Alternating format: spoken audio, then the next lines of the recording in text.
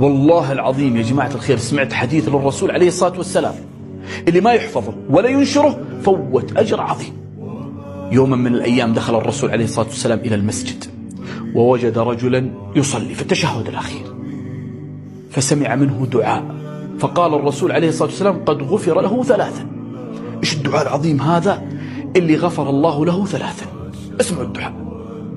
يقول هذا الرجل في هذا الدعاء: اللهم إني أسألك أنك أنت الله الواحد الأحد الصمد الذي لم يلد ولم يولد ولم يكن له كفوا أحد، أن تغفر لي فإنك أنت الغفور الرحيم. فقال الرسول عليه الصلاة والسلام قد غفر الله له 3 أو قد غفر له 3. فنحرص على نشر هذه المقاطع وحفظ هذا الدعاء حتى ندخل في هذه الأجور العظيمة. الله يحفظنا وإياكم ويجعلنا وإياكم فتح الخير مغاليق للشر.